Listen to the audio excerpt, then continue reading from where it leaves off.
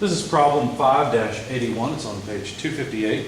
Steam enters the condenser of a steam power plant at 20 kilopascals and a quality of 95% with a mass flow rate of 20,000 kilograms per hour.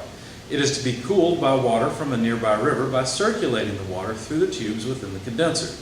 To prevent thermal pollution, the river water is not allowed to experience a temperature rise above 10 degrees Celsius. If the steam is to leave the condenser as saturated liquid at 20 kilopascals, determine the mass flow rate of the cooling water required. Now there's a figure in your book that shows you the same information I'm about to draw, so reference it as you solve the problem. Here's the condenser. We'll take the condenser as our system. The cooling water comes in at a temperature, I'll call this section 1, and goes through the coil, leaves at section 2 with a temperature that is only 10 degrees Celsius above what it came in at. Okay. On the other hand, the water from the process that needs to be cooled, I'll call this state 3 and this state 4, that water comes in at a pressure of 20 kilopascals with a quality of 95%, and it leaves at the same pressure. This is just a heat exchanger, and in the real world, of course, there is pressure drop for heat exchangers, but this is it's a small pressure drop by comparison to the drop across the turbine or the increase across the pump. Anyway, so it's supposed to leave as a saturated liquid because, of course, you've got vapor and liquid in equilibrium, so it's going to leave as saturated liquid. That means the quality of the exit is 0. Mass flow rate, we're going to treat 20,000 kilograms per hour, which is a pretty decent flow rate. Okay, so the question is, what mass flow rate do we need of the cooling water? Okay, so this is just basically a heat exchanger is all it really is. But we'll need properties. So if we were to draw or write down the mass balance and energy balance as I have done in the slides before, we'd come up with this equation. The mass flow rate, it's just the equation for a heat exchanger. So look in the slides and you'll find it there. So putting the mass balance and energy balance together, what you find, of course, the mass balance just says the mass flow rate from 3 to 4 is equal to each other. The mass flow rate from 1 to 2 is constant throughout. This is a steady flow system.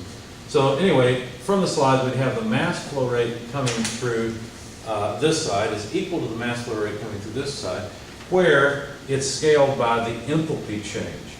So H3 less H4 divided by H2 less H1. Okay? So basically, this m dot 3 times H3 less H4, that's going to be, notice H3 minus H4, that's going to be the energy change per unit mass on the hot side, basically. You multiply that by the mass flow rate, and this is the heat flow rate out of the hot stream. Of course, think of this on the other side, and that's the heat flow rate into the cold stream. Okay, so that's where this comes from.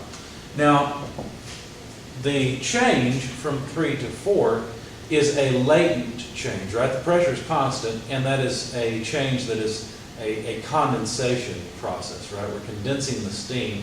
Some of it's already condensed, but most of it is in the gas phase. And so the rest of the steam is being condensed here.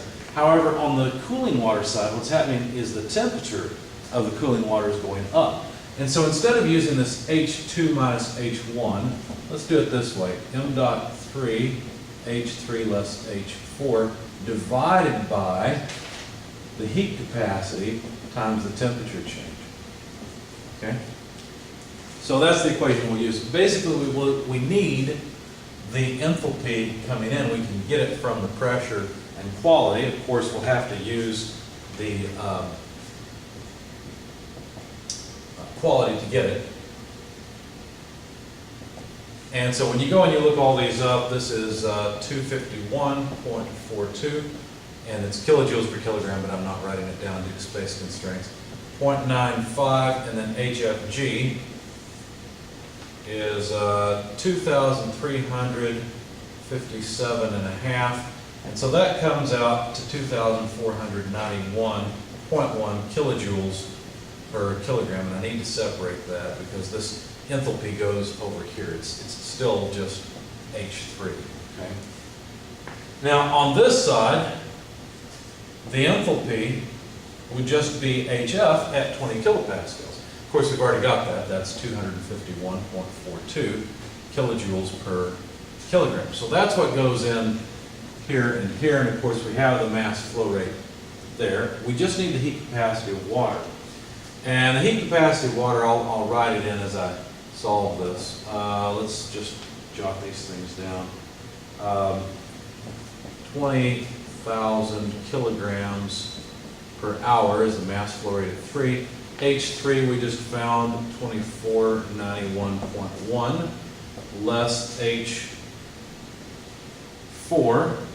251.42. Notice that this ends up just being HFG, right, multiplied by 95%, because that's how much we still have to condense out. But anyway, it's kilojoules per kilogram. The kilograms go away. We have to divide by the heat capacity. If you look up the heat capacity of water, we don't know for sure what it would be, because we don't know the temperature at which this water is coming in. But if it's river water at some usual temperature, 4.18 kilojoules per kilogram per degree Celsius or Kelvin is fine.